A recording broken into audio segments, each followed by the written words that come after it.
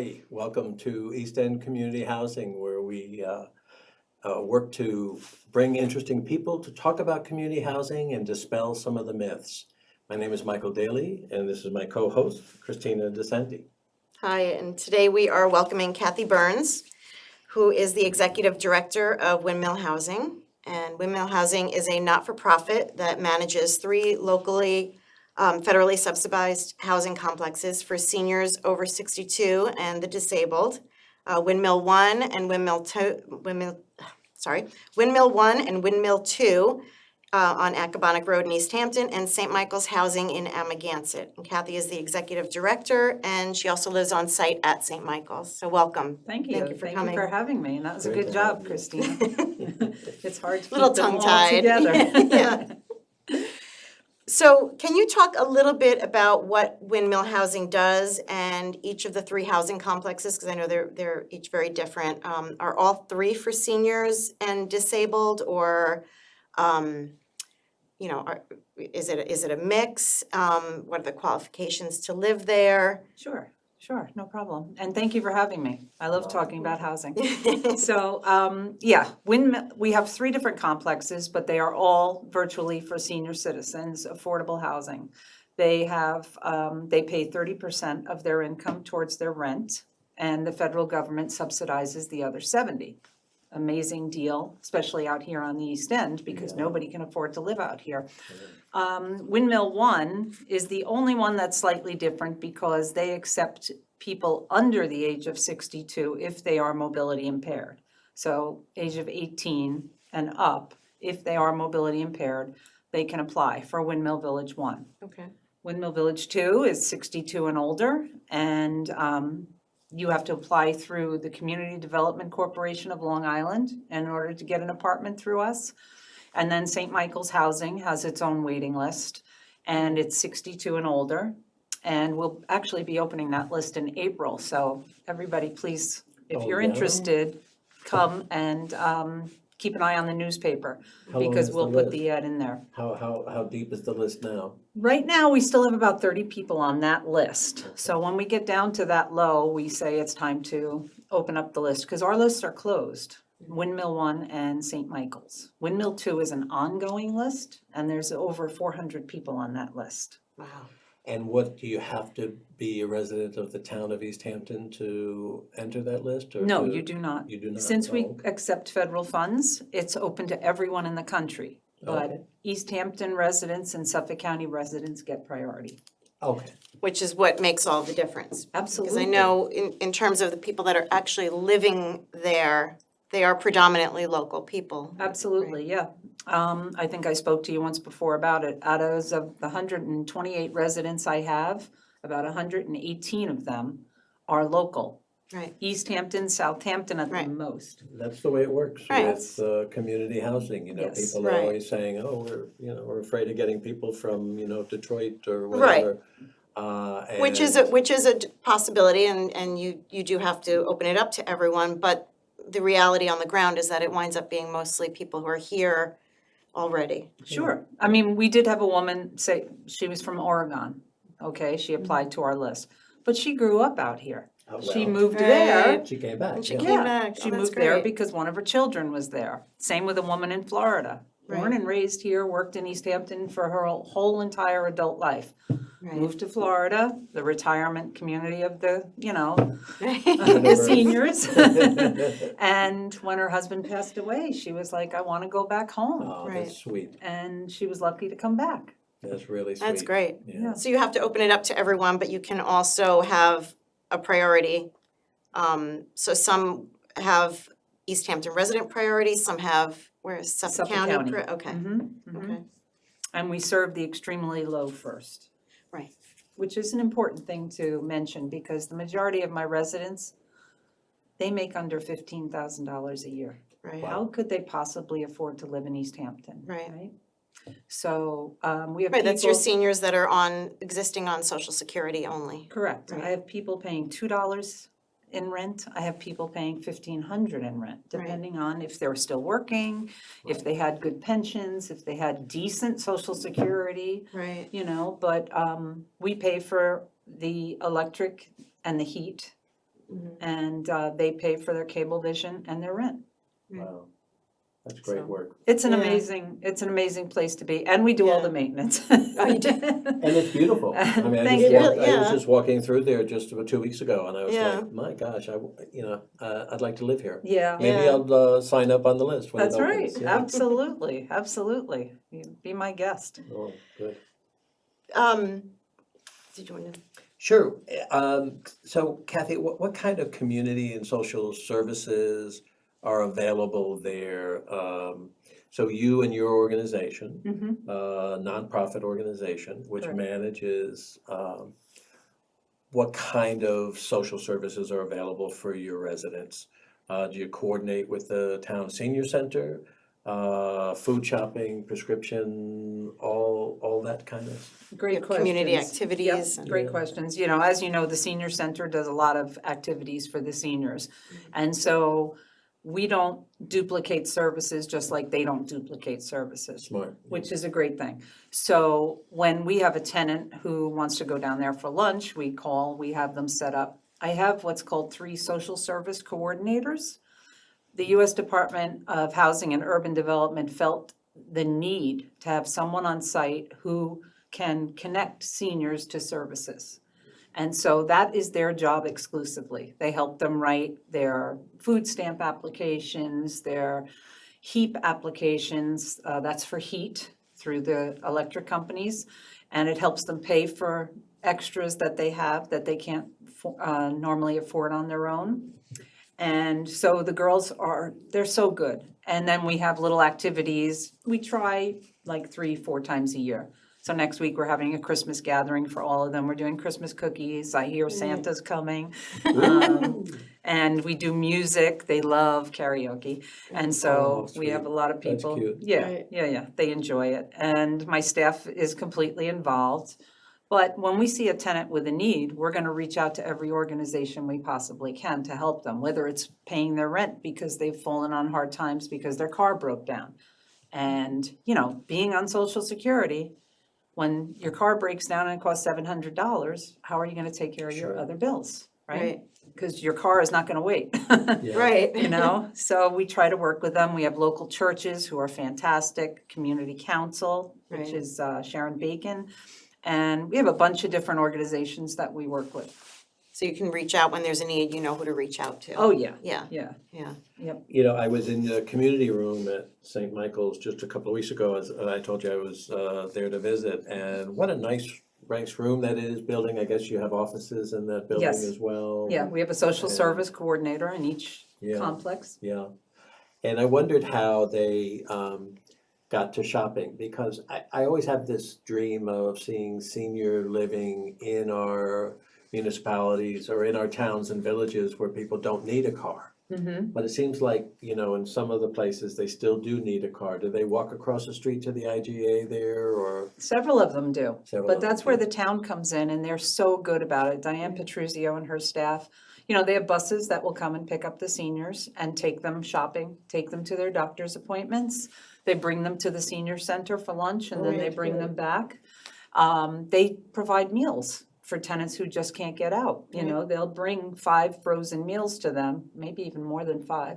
And they'll bring them to them at a very minimum cost. I think it Yeah, I costs think it's like $2 a meal, right, yeah. Wow. Yeah. Well, You you have can- experience yeah, with Sure, Meals you on have Well, that, you Wheels. can yeah. eat in, for the town program, you can either eat in, and they have a lunch entree every day. And I think that's only a few dollars a meal also. Correct. Or you also once a week can pick up frozen meals that are $2.50 each.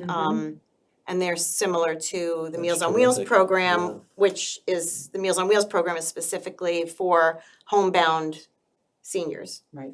So where the senior center has both. And what an amazing idea that Meals on Wheels had, because now they're connected to the tenants' food stamp program. So the tenants can pay for the meals through Right. their food stamp program. And that's such a help Yeah. because either they were donating them all the time because my seniors, again, have such low incomes, Right. or now they can at least get the money that they need, Meals Right. on Wheels too, right? Because it's so expensive. I understand that there's been some changes to density in East Hampton Township recently, and that might actually give you an opportunity to add some units to Windmill 1 and St. Michael's and Windmill 2. So tell us about that, and tell us what happened in the town of East Hampton So to thank you for permit that. bringing that up. So yes, we've been talking to the town for a long time about the fact that, you know, senior housing is different because multifamily housing is 1, 2, and 3 bedrooms. Senior housing is studio and 1 bedroom. Right. But we had to go by the same guidelines, 8 units per acre. And so the new director of housing, Eric Shantz, jumped in running. He was so Yeah. good. Eric went to the town board and said, we really need to look at this. This needs some serious looking at. And so they did. They looked at it and they said, yeah, we should be able to do this for seniors because that would provide more housing pretty much instantly for us in a way Right. because all of our infrastructure is there. You know, they can. Instead of come having to in- go trying to get a new project somewhere else approved, you can just add on to an existing project, which would be much simpler and quicker. Oh, so much simpler, yeah. So we can put 20 units at Windmill 1, 20 units at St. Michael's, and another, I think, 12 units at Windmill 2, because we can have a maximum of 60 units in Maximum one of spot. 60 or 12 units per acre Correct. on the sides there. Yep. Okay. So would that max you out then for each of those? Yes, that would Okay, max so us then you to would be maxed 60 on out, each okay. one. And so we're gonna do that with Windmill 1. We've been working with the town already. Good. And we've been working with an architect. We have a wonderful consultant. We have attorneys who we've worked with for, well, I've been there 32 years now, so I've been working with them. And don't ask my age. Just kidding. And Started when you were a baby. yeah. And so they're wonderful people to deal with. They're, Right. you know, they're specializing in housing and tax credits, so they're a wealth of knowledge.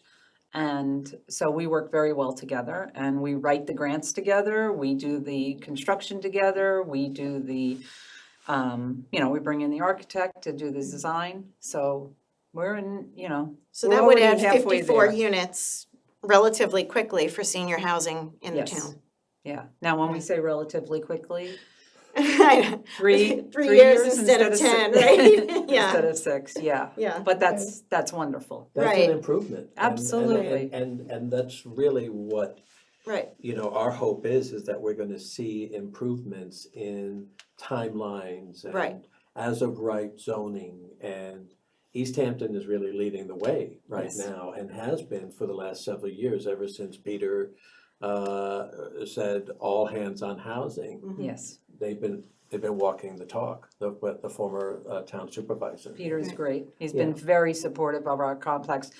They have the piece of property next door, as you know, which is the Senior Nutrition Center. Right. Our hope is when they decide to move from there, that we could possibly be the first ones to get that piece of property. Oh, So that That we- would terrific. makes sense, because again, you have the infrastructure next door Yes. for the affordable housing, the senior center, once it moves to Abraham's Path, freeing that space up, you know, that would, More housing, yeah, yeah. yeah, And our population is living longer. yeah. Well, I'm a young baby boomer, if there is such a thing, and yeah, my generation is huge and consistent. I mean, I want to live in senior housing. I spoke at a town board member and I said, could you put one near the Montauk, please? You know?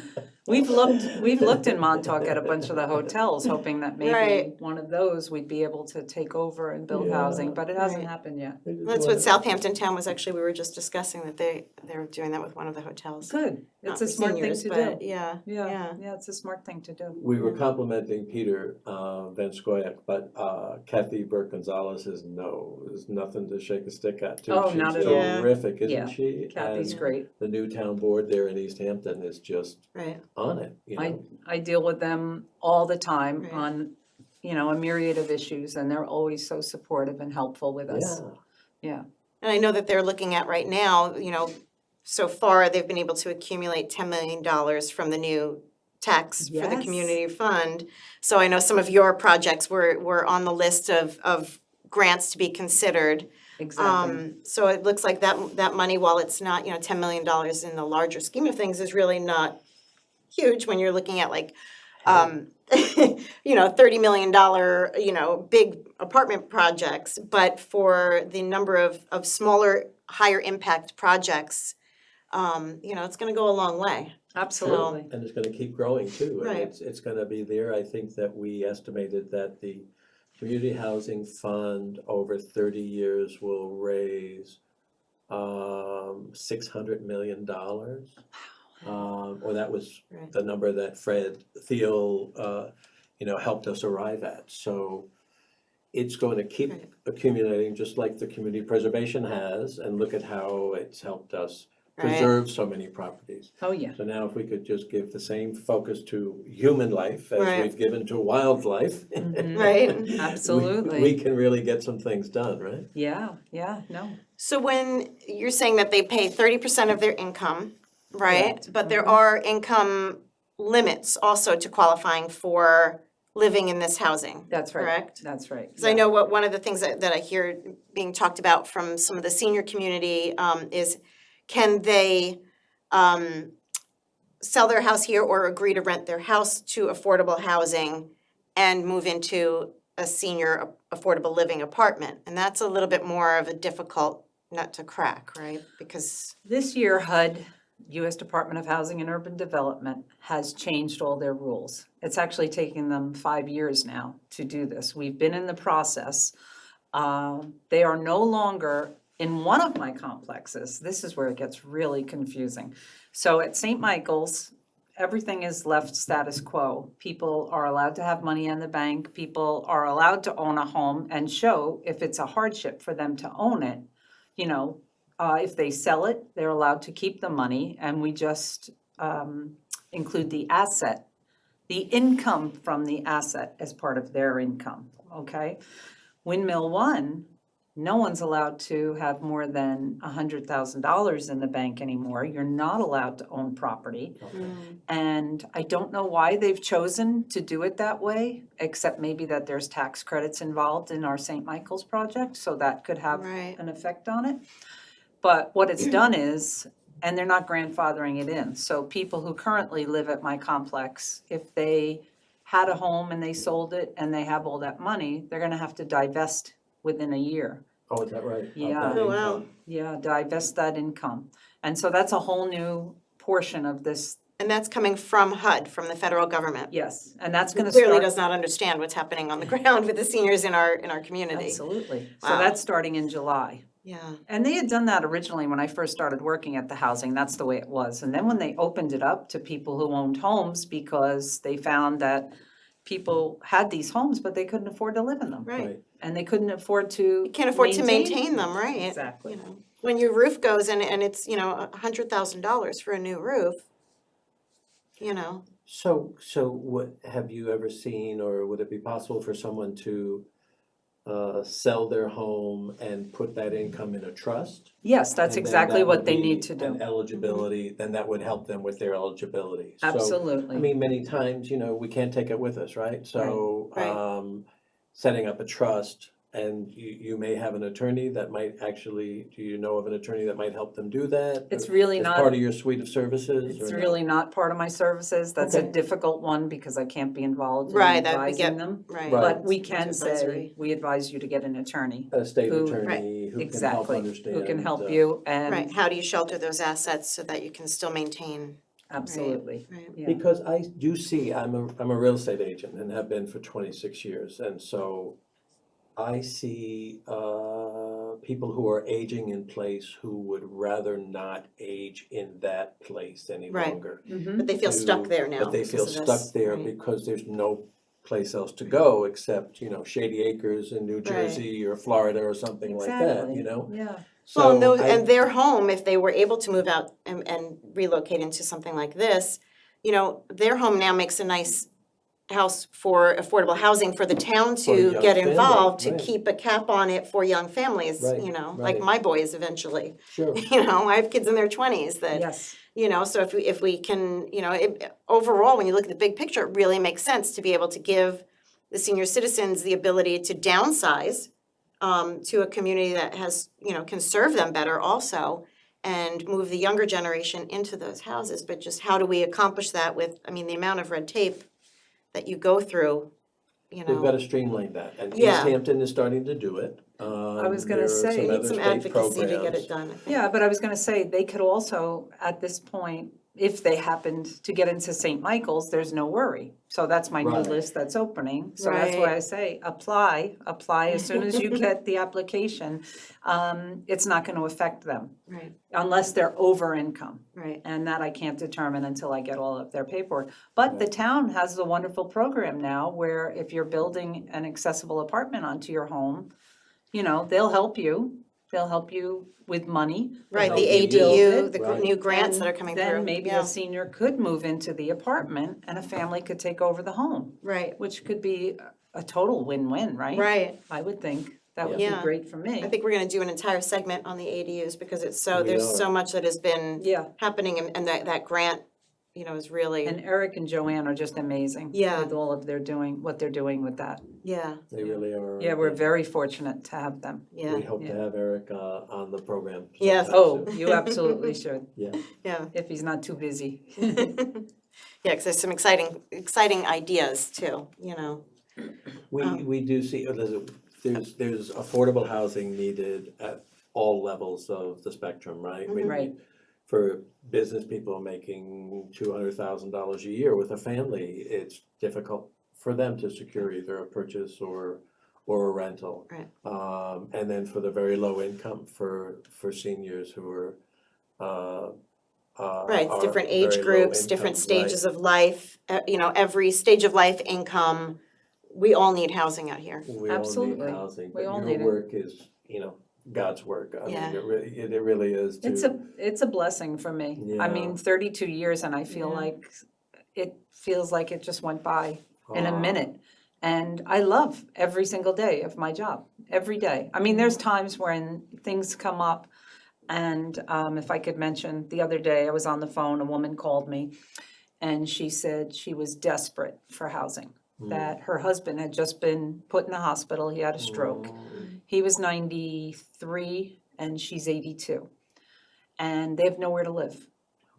She's sleeping in the car at the hospital Oh my while gosh. he's in there recovering from his stroke. Now, they won't let him out of the hospital because they have no housing. And she's begging me for housing and I think one of the most important things that we have to really start looking at is emergency housing, especially for people like this. I get these calls weekly. And it just struck such a chord with me that these poor people, this woman is sleeping in her car Yeah, Yeah, in this weather, yeah, in a parking lot. yeah. And then she calls me 4 days later and says, they released my husband. They said he couldn't stay anymore. So now both of us are sleeping in the car. oh my gosh.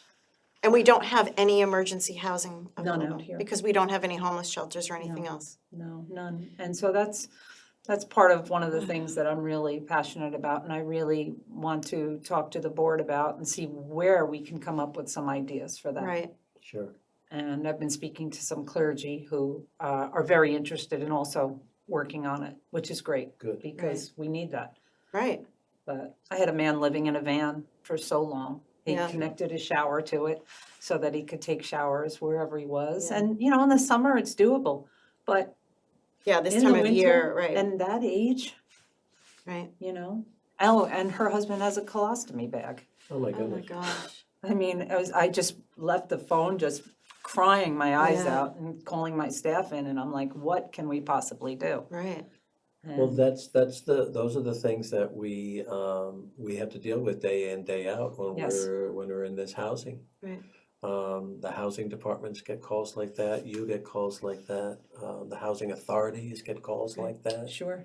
It's the hidden Yeah. Hamptons, It that is. only some of us realize exists. Like we've had people, because we did the Food for Meals on Wheels, we would have people a couple of times a year come to our back door and, looking for meals. Yeah, Yeah. So, there are people every summer living in the dunes, because they come Exactly. out to work. Sure. There are people living in all of the parking lots, even the long-term lot in East Hampton, If you are on the train, you see, yeah. people that are tent cities in some of our woods.